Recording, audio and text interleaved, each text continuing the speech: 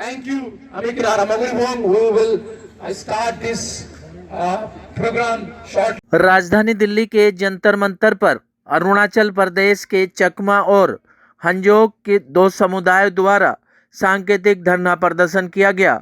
इस धरना प्रदर्शन में अरुणाचल प्रदेश से आए दोनों समुदाय के भारी संख्या में लोगों ने धरना प्रदर्शन किया और यह धरना प्रदर्शन APCSU के नेतृत्व में किया गया। इन दोनों समुदाय के लोगों का कहना था कि अरुणाचल प्रदेश सरकार द्वारा RPC को रद्द किया गया है, यानी कि उनके डोमिसाइल को रद्द किया है।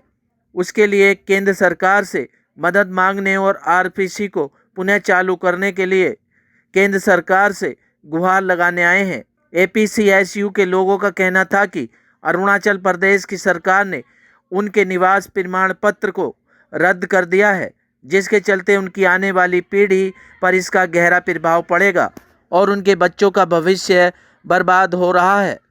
वो कहीं भी नौकरी नहीं ले पाएंगे। संविधान में देश के लोगों को समानता का अधिकार दिया है, फिर हमारे साथ सरकारें क्यों भेदभाव कर रही हैं? हमें भी अपना अधिकार मिलना चाहिए।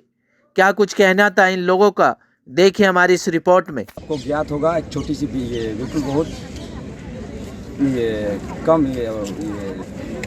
RPC रेसिडेंशियल पुल सर्टिफिकेट जिसको हम लोग कहते हैं, जो चकमा हाजोंग कम्युनिटी है अरुणाचल प्रदेश में रहने वाले, उनको सरकार की तरफ से, राज्य सरकार की तरफ से इसको कैंसिल किया गया है। थोड़ा बुलंद आवाज। उससे ये दिक्कत आ रही है कि हमारे जो युवा है, हमारे जो स्टूडेंट्स हैं, बाहर पढ़ने जाते हैं और सीमा, हमारी मातृभूमि को रक्षा करने के लिए सीमा सुरक्षा बलों में, इंडियन आर्मीज में, BSF में और तरह तरह के पैरामिलिट्री फोर्सेस में ज्वाइन करने के लिए उनकी अवसर बिल्कुल बंद हो गया है इस समय। तो अभी इनके भविष्य बिल्कुल खतरे में है। इसी की आवाज़ को केंद्र सरकार तक पहुंचाने के लिए हम लोग आज जंतर मंतर में प्रोटेस्ट कर रहे हैं। जब बांग्लादेश से आप लोगों को पुनर्वासित किया गया था अरुणाचल प्रदेश के अंदर, तब तो ऐसी कोई समस्या नहीं थी। सडनली ऐसी क्या समस्या अराइज हो गई कि आपको अब जंतर मंतर का रुख करना पड़ा? उसके लिए आपको पीछे जाना पड़ेगा। 1947 में जब पार्टीशन हुआ था इंडिया में, हमारे जो चकमा जो बुद्धिस्ट है और हाजोंग जो हिंदू है, उसका पुरजोर विरोध किया था और चित्तागोंग हिल ट्रैक को भारत के साथ विलय करने के लिए हम लोगों ने मांग की थी। हमारे जो पूर्वज थे, एक लीडर थे सन्या कुमार चाकमा, यहाँ पे इंडिया में न्यू दिल्ली में भी आए, जवाहरलाल नेहरू जी से भी बात की, सरदार वल्लभ भाई पटेल जी से भी बात किया है। उन्होंने ये बात रखी कि हम लोग इस भारत के साथ विलय होना चाहते हैं, भारत के साथ जुड़ना चाहते हैं, लेकिन उनकी बात को नहीं मानी और हमारे लोगों को पता भी नहीं था कि हम लोग इस पाकिस्तान में चले गए। और हम लोगों ने 1947 में जब 15 अगस्त को भारत स्वतंत्रता हुआ था, उसमें भारत का तिरंगा हम लोगों ने इस पाकिस्तान चिट्टागोंग हिल ट्रैक में फहराया है। हम लोग को पता उस समय चला जब 17 अगस्त 1947 में ऑल इंडिया रेडियो में कि चिट्टागोंग हिल ट्रैक इस पाकिस्तान जो कि बांग्लादेश में विलय हो गया है। उस समय जब तिरंगा फहरा रहे थे, बांग्लादेश के आर्मीज ने, बांग्लादेश के फौजियों ने हमारे लोगों को बहुत अत्याचार किया है। उसके बाद हमारी जो दर्द है उस समय तक नहीं थमी। उसके बाद 1960s में जब कनकुली रिवर पे कुछ हमारा प्रोजेक्ट आया, उसमें एक डैम बनने की कोशिश की, बनाई गई कपटाई डैम में 1964 में। रातों रात हमारे जितने गांव थे, हमारे जितने घर थे, नदी में डूब गए। तरह जानमाल की हज़ारों लोगों की जानमाल चली गई और हमारे लोग कहाँ जाएंगे, कहाँ पहाड़ में कहाँ चढ़ेंगे। तो इधर से इधर पूरा हमारे लोग बिछड़ गए। उसके बाद हमारे लोग पहले से भारत आना चाहते थे तो भारत में शरण लिया है। उसके बाद भारत को उस समय 1962 में एक इंडो चाइना वॉर, आपको याद होगा, उस समय तब लिया था। उस समय इंडिया गवर्नमेंट को ये लगा, उस समय अरुणाचल नहीं था, नॉर्थ ईस्ट फ्रंटियर एजेंसी था, कि जगह खाली रखना सही नहीं है और लोग बिल्कुल घने जंगल थे अरुणाचल में। उस जगह को स्ट्रेटेजिकली केवल चकमा नहीं, जो BSF के थे, ये Assam rifle, farmer Assam rifle जो एक्स सर्विसमैन, उनको 2000 एक्स सर्विसमैन और चकमा लोगों को वहाँ पे हाजोंग लोगों को बसाया गया है स्ट्रेटेजिकली। वो हम दैन जो नेपाल के गवर्नर के थे और उनके सेक्रेटरी थे, PL लुट्रा के रिकमेंडेशन से हुआ है। हम लोग का वहाँ पे बिल्कुल एक स्ट्रेटेजिक डिपेंडेंट प्लान से ही बसाया गया है और परमानेंटली बसाया गया है। बात जब 1987 में अरुणाचल यहाँ पे नेपा अरुणाचल बना, उस समय से हमारी परिस्थिति बिल्कुल विपरीत दिशा जब सुप्रीम कोर्ट ने सारा आपको कर दिया, भारत की नागरिकता मिल गई, तो भारत के नागरिक होते हुए भी अब आपको यही समस्या आ रही है, तो क्या कहना चाहेंगे सरकार से? प्रेजेंट में स्टेट में जो गवर्नमेंट है उसमें मुझे लगता है वो संविधान के साथ नहीं चल रही है। संविधान के साथ चलती, कॉन्स्टिट्यूशन के साथ दायरे में चलती तो ऐसी कोई दिक्कत नहीं होती। इसलिए नहीं चल रही है क्योंकि वहाँ पे एक पॉलिटिकल विल की बहुत कमी है वहाँ के पर्टिकुलरली चीफ मिनिस्टर में, क्योंकि वहाँ पे एक वीर तंत्र के साथ चल रही है सरकार। वहाँ पे वीर तंत्र जो कहती है वो सरकार वही कर रही है, इसलिए तरह तरह के इलीगल काम हो रहे हैं, कॉन्स्टिट्यूशन के दायरे में बाहर काम हो रहे हैं। और इसलिए ये भी एक आरपीसी जो आपको रेसिडेंट प्रूफ सर्टिफिकेट चकमा लोगों को इलीगली और आर्बिट्रेरी जिस तरह कैंसिलेशन है उसका एक नतीजा है। इसी के आवाज़ को बुलंद करने के लिए सरकार के सामने हम लोग ये कहना चाहते हैं कि हम लोग को बुद्धिस्ट होना एक हमारे लिए कोई अपराध है क्या? हाजोंग जो हमारे भाई बहन हैं यहाँ पे हिंदू है, उनके लिए हाजोंग होना कोई अपराध है क्या हम लोगों ने 1947 में विरोध किया है भारत के साथ विलय होने के लिए, उसका हम लोग को विलय होने का हमारे के कोई अपराध है क्या? 1962 में हम लोग को ह्यूमन सील के रूप में हम लोग को वहाँ पे बसाया गया है, उसके लिए हम लोगों ने कोई अपराध किया है, वही अपराध हम लोग अभी भुगत रहे हैं। हमारा जो प्रदर्शन का मेन मकसद है कि हमें जो आरपीसी है वो वापस किया जाए, क्योंकि आरपीसी डिनाई करने का मतलब है कि आप चकमा हाजोंग कम्युनिटी की जो यूथ है, स्टूडेंट है, बच्चे हैं, उनको आप शिक्षा से वंचित रख रहे हैं, जबकि एज पर द कॉन्स्टिट्यूशन की सबको शिक्षा का अधिकार यानी कि सब चीज़ में बराबर का हक है। तो आप वो हक हमसे क्यों ले रही है? अगर आप हमसे बाकी की चीज़ों में मांगते आप तो हम सेक्रीफाइस करेंगे, लेकिन आरपीसी को हम सेक्रीफाइस नहीं करेंगे। मेरा लाइफ जो है वो हो गया है, लेकिन जो हमारे बच्चे हैं, छोटे बच्चे हैं, ये फ्यूचर में ये हमें ब्लेम करेंगे ना। अगर एक बच्चे की बात आती है, हमारी बात आती है, तो हम उसको सहन कर लेते, एक्सेप्ट कर लेते।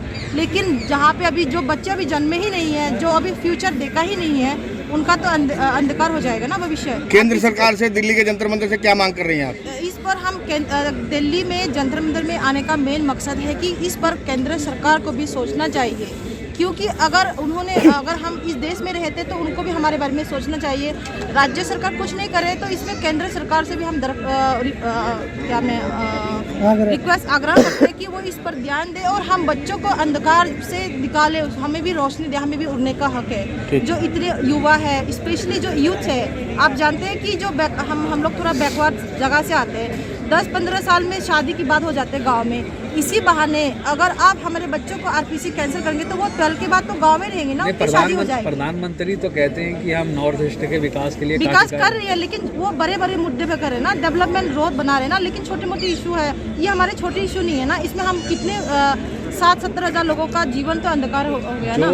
देखिए, ये जो प्रदर्शन हम लोग कर रहे हैं, ये अरुणाचल सरकार के खिलाफ प्रदर्शन कर रहे हैं। अरुणाचल सरकार की जो नीति है चकमा हाजोंग लोगों के खिलाफ, जो भेदभाव की जो नीति है, उसके खिलाफ आज हम लोग प्रदर्शन कर रहे हैं। अरुणाचल सरकार हम लोगों के साथ में इतना भेदभाव करती है कि हम लोगों को एक साधारण सा एक डॉक्यूमेंट, रेजिडेंशियल प्रूफ सर्टिफिकेट, उसको भी उन्होंने छीन लिया।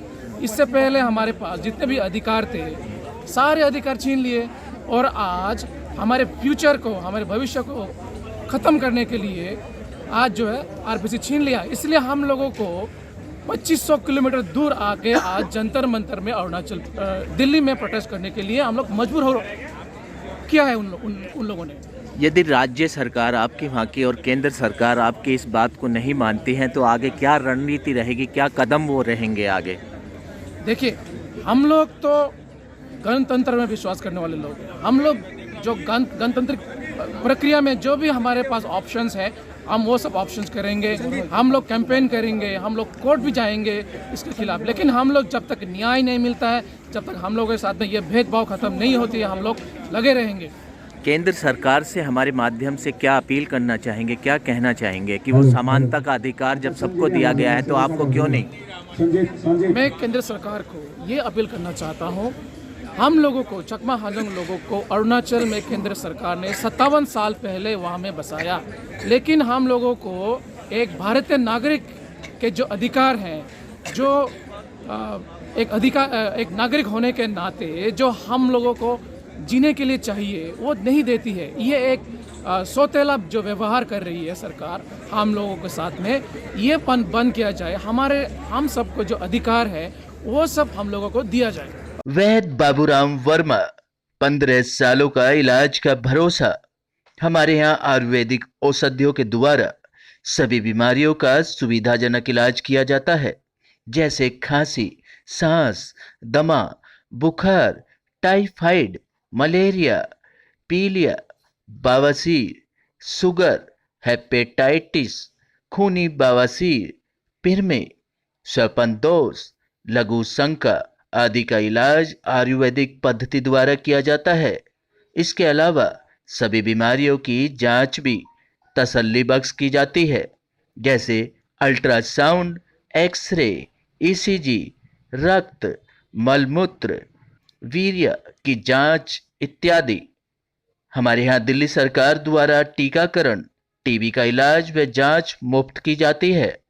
हमारा पता है वैद्य बाबूराम वर्मा, चैरिटेबल सोसाइटी, 329 गली number 9, Mandoli extension, near Nand Nagri bus depot के सामने, दिल्ली 93। आप हमारे नंबरों पर भी संपर्क कर सकते हैं। हमारे फ़ोन नंबर हैं 9213329205, 9211478312, 9910418312। आप हमारे चैनल पर भी दिए गए नंबरों पर भी संपर्क कर सकते हैं।